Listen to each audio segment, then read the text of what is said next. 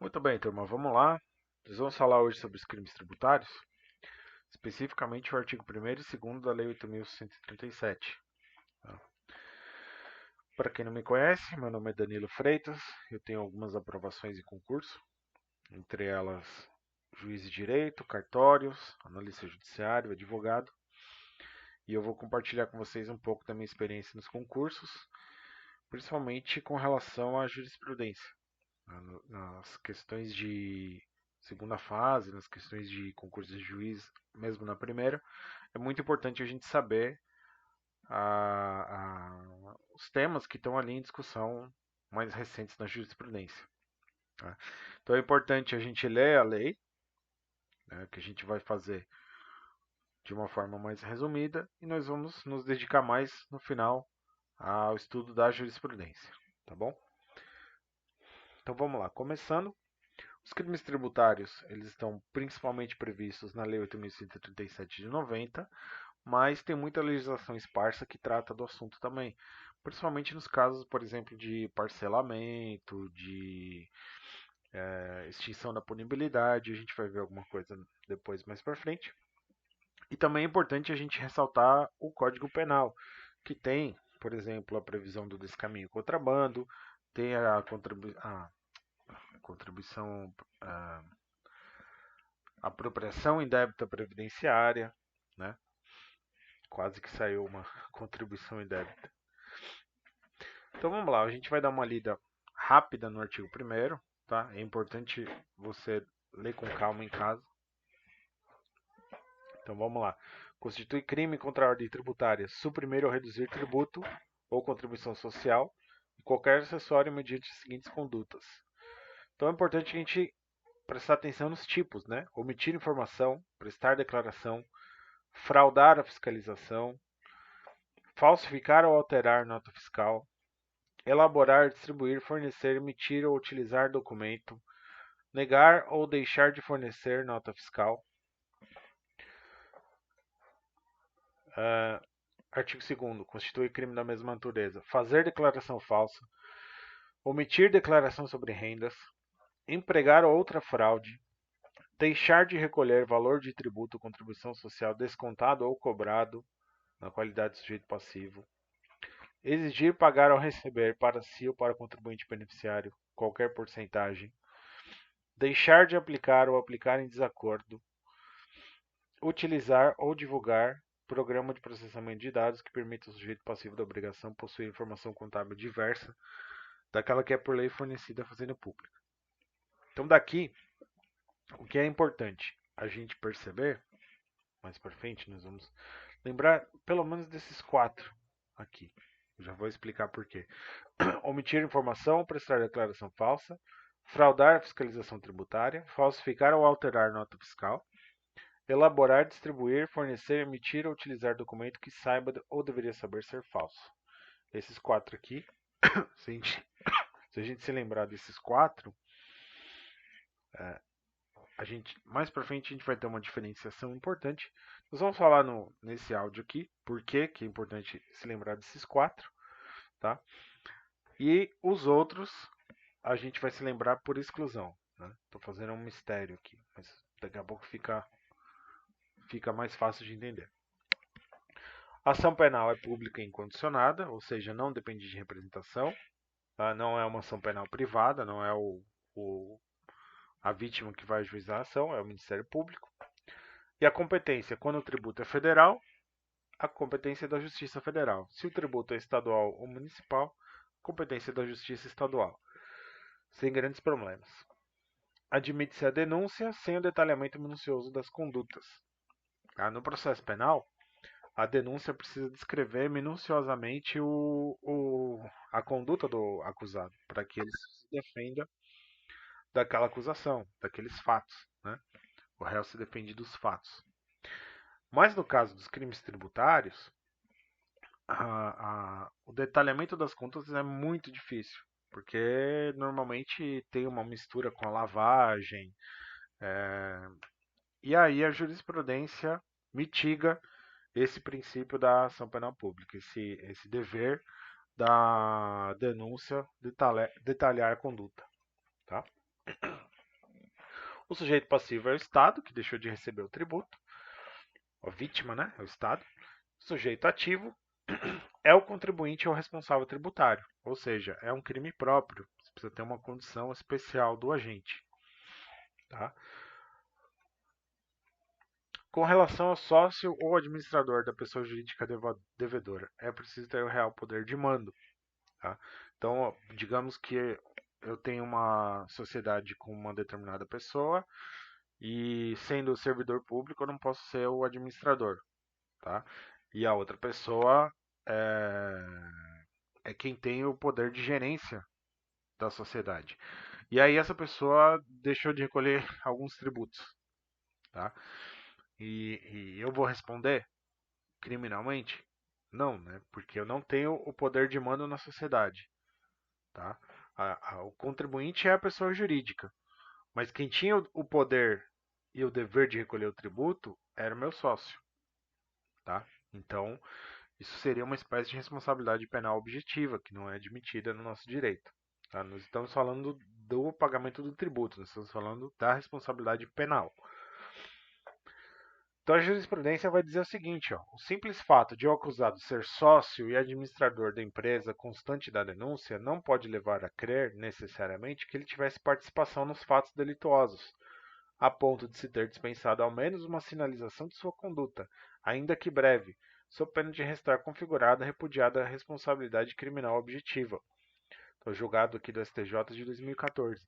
Nesse caso, a pessoa era sócio e administradora da empresa. E ainda assim não ficou comprovado que ele tinha uma sinalização de que sua conduta poderia tivesse uma participação nos fatos delituosos. Tá? Então o STJ afastou esse sócio da responsabilidade criminal por, para evitar a responsabilidade objetiva. E aí a gente não pode esquecer da súmula 430 do STJ, que não fala de direito penal, mas fala de direito tributário, mas ajuda bastante a gente lembrar. O inadimplemento da obrigação tributária pela sociedade não gera por si só a responsabilidade solidária do sócio-gerente. Então é preciso comprovar que realmente aquele sócio-gerente teve uma participação efetiva naquele crime tributário. O elemento subjetivo é o dolo, tá? Não existe conduta culposa. E no caso especificamente do artigo 2º, que fala da apropriação indébita tributária, que diz o seguinte: deixar de recolher no prazo legal o valor de tributo ou contribuição social descontado ou cobrado na qualidade de sujeito passivo de obrigação e que deveria recolher os cofres públicos. Isso aqui é o seguinte: aqueles tributos que o contribuinte ele é retido na fonte, tá? Caso de substituição tributária, o responsável tributário, antes de pagar vamos imaginar uma situação hipotética, né? Uma empresa contratou um prestador de serviço. Esse prestador de serviço, ele é tributado na fonte, tá? No imposto de renda. Então, digamos que ficou combinado que a empresa ia pagar R$ 1.000, e aí os tributos, eles ficam retidos na fonte do pagamento, na hora do pagamento, tá? Então, ele recebeu, o prestador de serviço recebeu R$ 900 líquidos, tá? E R$ 100 a empresa deveria recolher aos cofres públicos na condição de responsável tributário, na forma de substituição. Só que a empresa não recolheu. Tá? Então aí ela vai incidir no artigo 2º, inciso 2 da Lei de Crimes Tributários. Deixar de recolher, no prazo legal, o valor de tributo descontado ou cobrado na qualidade de sujeito passivo, que deveria recolher aos cofres públicos, se não foi recolhido. Tá? Só uma observação aqui, a diferença dessa lei para o Código Penal é que no Código Penal a gente tem a apropriação indébita previdenciária. Só muda isso. Tá? O contribuinte que deixa de recolher de forma contumaz e com dolo de apropriação o ICMS cobrado do adquirente da mercadoria ou serviço incide no tipo penal do artigo 2º, inciso 2 da Lei 8.137. Tá? Ou seja, estou assinalando aqui o dolo de apropriação. Tá? O que isso significa? Significa assim, a pessoa jurídica ela não tinha caixa para recolher o tributo e ela não recolheu, tá? O dolo não é de apropriação aqui. O dolo, apesar de ele querer não ter recolhido, né, ele foi impossibilitado de recolher, tá? A intenção do agente não era se apropriar do tributo, mas sim ele simplesmente não conseguiu recolher. Tá? Então exige uma especialidade no dolo. Tá? Não é um mero dolo simples, ele tem um dolo de apropriação. A pessoa tem um intuito de ficar com aquele dinheiro para si própria. Tá? Para a configuração do delito previsto no artigo 2º, inciso 2 da Lei 8.137, deve ser comprovado o dolo específico. Tá? Não basta o dolo genérico, precisa do dolo específico. O dolo de não recolher o tributo de maneira genérica não é suficiente para preencher o tipo subjetivo do crime de sonegação fiscal. Artigo 2º da Lei 8.137 de 90. Julgado recente aqui, ó, de outubro de 2022, informativo 753 do STJ. Então o que a gente precisa para configurar é o dolo específico, tá? E esse dolo específico ele pode ser demonstrado de uma outra maneira, tá? Que a jurisprudência admite, que é o seguinte: o caso de inadimplemento prolongado, ou seja, faz muito tempo que aquilo acontece, e a ausência de tentativa de regularização. Então a pessoa jurídica está lá, ela sempre faz esse tipo de não recolhimento e ela não está preocupada em procurar o fisco para fazer uma regularização, para fazer um parcelamento. Tá? Então a jurisprudência vai dizer o seguinte: para fins do disposto no artigo 2º, inciso 2 da Lei 8.137, a menção a inúmeros inadimplementos inscritos em dívida ativa gera a presunção relativa da ausência de tentativa de regularização. Tá? Sexta turma do STJ, informativo 742. Então aqui o Ministério Público pode demonstrar esse intuito de dolo específico quando o devedor contumaz, né? E ele não procura a regularização. Quanto ao resultado naturalístico agora, vamos falar desses crimes. Eles são formais ou materiais? Tá? Qual é a diferença? Para quem não lembra, uma revisãozinha rápida de direito penal. O crime material, ele tem a necessidade de deixar um resultado naturalístico. Por exemplo, o artigo 121 do Código Penal, matar alguém. Tá? Matar alguém vai deixar um resultado naturalístico, que é um cadáver. Tá? E o crime formal? Ele já não depende para sua consumação do resultado naturalístico. Por exemplo, a extorsão. Né? A extorsão ela é praticada com a ameaça. Tá? Então eles não dependem do resultado, ele não depende do agente conseguir a vantagem que ele estava querendo para a consumação do crime. Tá?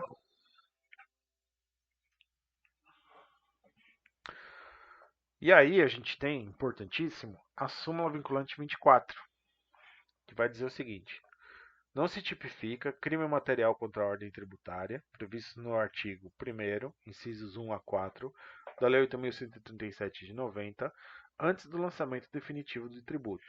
Então lembra lá no começo, eu falei assim, vamos memorizar o inciso 1 a 4. Tá? Por quê? Porque o inciso 1 a 4 são crimes materiais, conforme a súmula vinculante 24. Ou seja, você precisa ter um resultado na ordem natural, você precisa ter um resultado naturalístico, você precisa ter um resultado no mundo dos fatos, que diga, olha, aconteceu um crime, está aqui o resultado. Tá? Qual é o resultado do crime? A ausência de recolhimento de tributo. E como que a jurisprudência entende que houve efetivamente ausência de reconhecimento de tributo? Como que a lei, o ordenamento jurídico brasileiro chega a essa conclusão? Quando tem o lançamento definitivo. Tá? O lançamento definitivo constitui o crédito tributário. Então, efetivamente, se apurou que aquele valor daquele tributo não foi recolhido. Tá? Então, nos incisos 1 a 4, existe o crime material. Exige-se o lançamento definitivo para a sua consecução, para a sua consumação. Então, como eu falei, 1 a 4 crime material. O artigo 1º, inciso 5 e o artigo 2º são crimes formais. Tá legal? E aí tem o artigo 83 da Lei 9.430 de 96, que teve a sua constitucionalidade confirmada pelo STF. Vamos dar uma olhada no artigo 83. A representação fiscal para fins penais relativa a crimes contra a ordem tributária, previstos nos artigos 1º e 2º da Lei 8.137 de 1990, e os crimes contra a Previdência Social, previstos no artigo 168-A e 337-A do Decreto-Lei 2848 de 1940, Código Penal, será encaminhado ao Ministério Público depois de proferida a decisão final na esfera administrativa sobre a exigência fiscal do crédito tributário correspondente. Isso aqui quer dizer o seguinte, olha, o fisco apurou que não houve um lançamento, não houve o recolhimento do tributo, tá? Fez um procedimento fiscal e fez o lançamento, tá? A partir desse momento, ele tem o dever de encaminhar ao Ministério Público, por força do artigo 83. Tá? E esse artigo 83 teve a sua constitucionalidade questionada. E o STF diz o seguinte: a representação fiscal para fins penais relativa aos crimes de apropriação indébita previdenciária e de sonegação de contribuição previdenciária será encaminhada ao Ministério Público depois de proferida a decisão final na esfera administrativa sobre a exigência fiscal do crédito tributário correspondente. Tá? Ou seja, normal. Plenário do STF, ADI 4980, informativo 1047. E a súmula vinculante 24, ela tem o seguinte problema. Se o crédito tributário ele constitui o crime também, né, ou seja, o crime é consumado no momento do lançamento, então digamos assim, a pessoa não recolheu o tributo no ano de 2001. E aí o fisco foi apurando. No ano de 2004, ele fez o lançamento. Tá?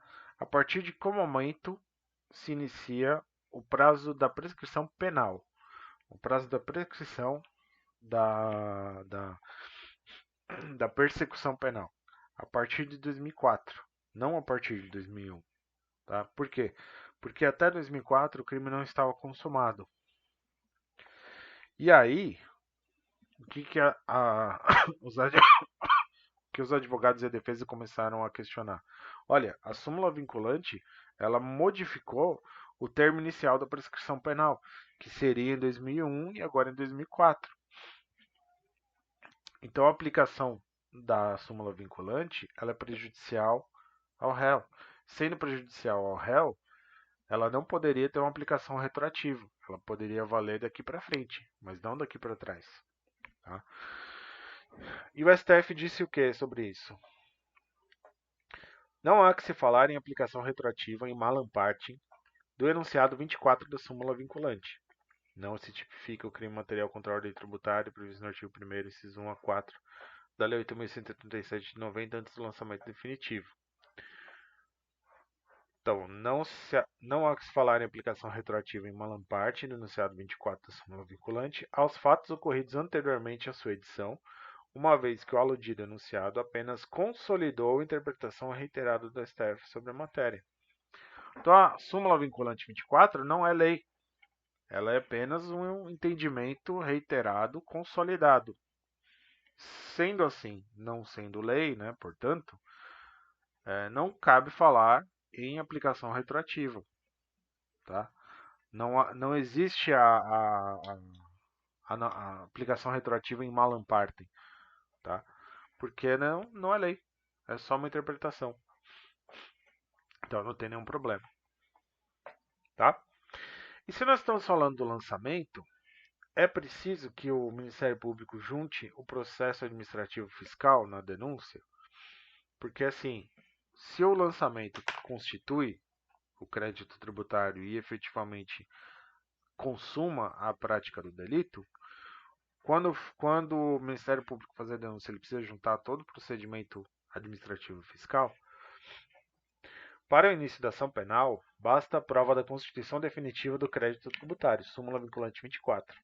sendo desnecessária a juntada integral do procedimento administrativo fiscal correspondente. Tá? STJ, quinta turma. Bom, a súmula vinculante, além do caso da prescrição, ela traz alguns problemas. Tá? Quais são esses problemas? O crime tentado, a lavagem de dinheiro conexa e a própria investigação desses crimes. Tá? Por quê? Porque se o crime não está consumado enquanto não houver o lançamento, como que vai ter uma investigação? Tá? Tem que esperar o lançamento para poder investigar o crime.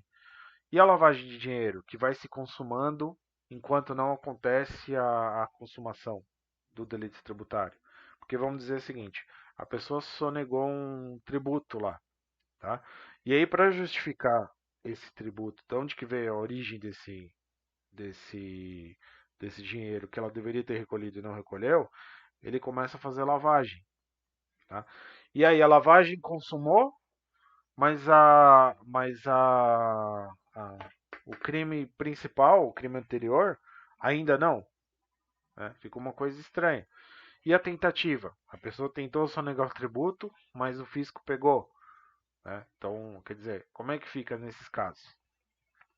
Então aí a jurisprudência começou a mitigar a súmula vinculante 24. Tá?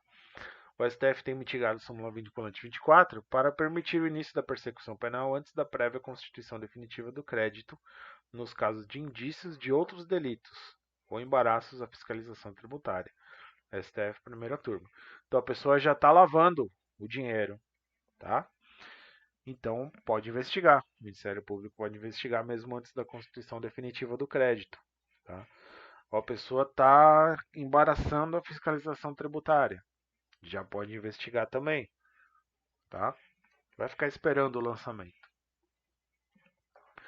Nos crimes de sonegação tributária, apesar de jurisprudência do STF condicionar a persecução penal à existência do lançamento tributário definitivo, o mesmo não ocorre quanto à investigação preliminar.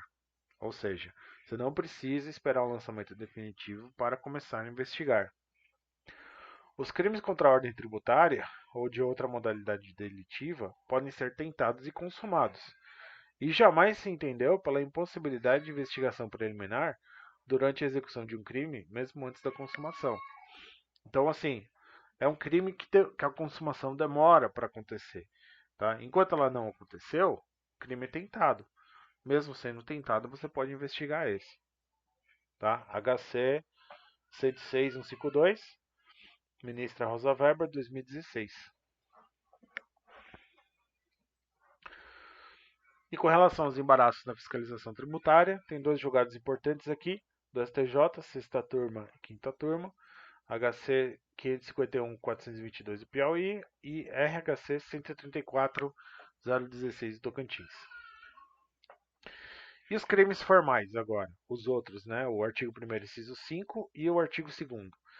Ele não precisa da constituição definitiva, não precisa do lançamento. E a prescrição começa a correr a partir da data da conduta. Tá? Não precisa do lançamento. O termo inicial do prazo prescricional da pretensão punitiva do crime previsto no artigo 2º, inciso 1 da Lei 8.137 de 90 é a data em que a fraude é perpetrada e não a data em que ela é descoberta. Tá? A STJ aqui, 2015.